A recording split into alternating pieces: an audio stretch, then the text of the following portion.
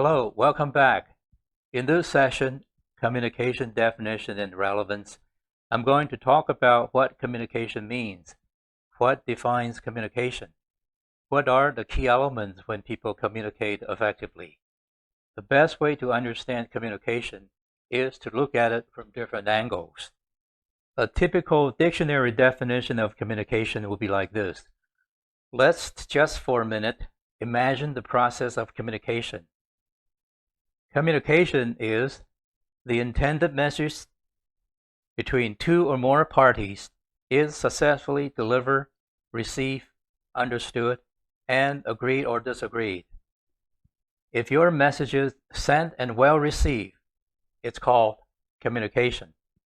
If your message is understood, it's called effective communication. If you can get the other party to agree or disagree with you, it's called negotiation or managed communication, I call it. Too often in a company or an institution, when we deliver a message to someone, we don't usually follow up with the receiver if the message is received or not, let alone understood and agreed upon. One good example of this is emails. It is instant, it is powerful, and it's free. However, there are people who tend to abuse the conveniences of email.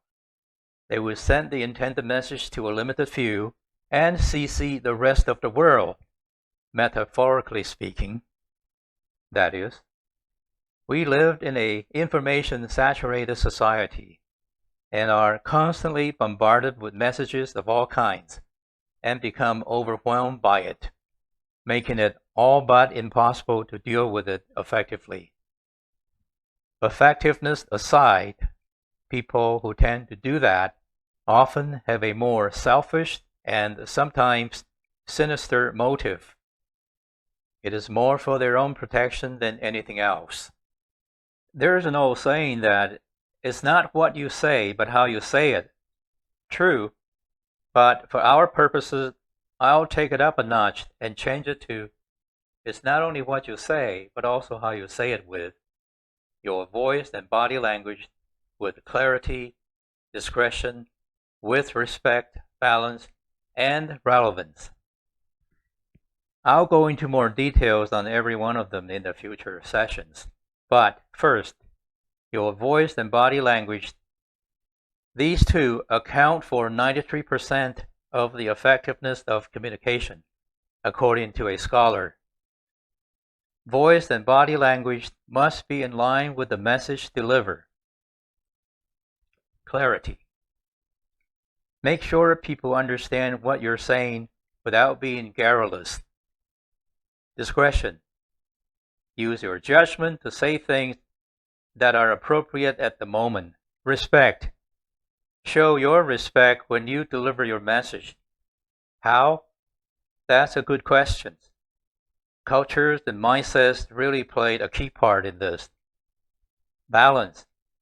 Balance is, all things considered, what you'll say or not say in the end. What matters most to yourself or altruistically as a whole. Relevance. I consider relevance to be the prerequisite to the effective communication and negotiation. Without it, communication simply cannot sustain itself. So, what is relevance?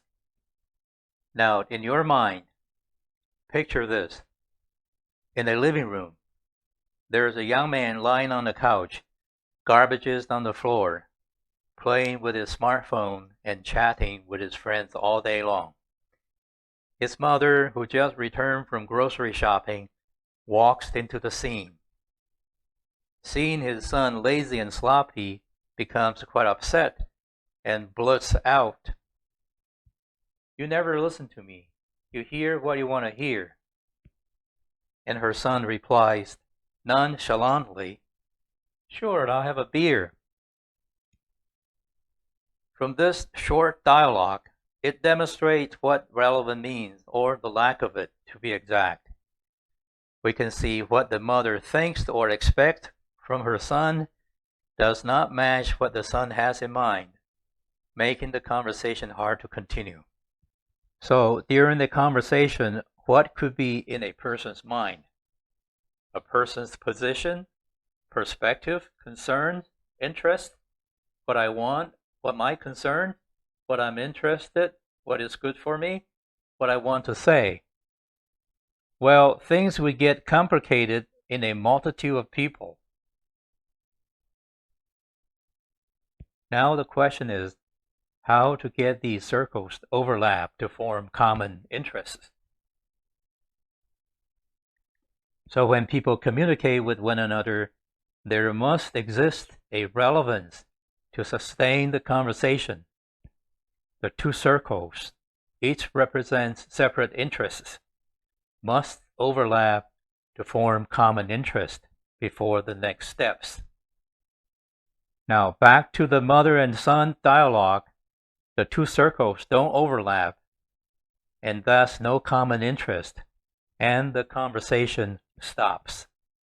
So, if we want to communicate to an agreement, we must be clear within ourselves first what we want, what we think, what our interests are, etc. And then explore with the other party to identify the common interest.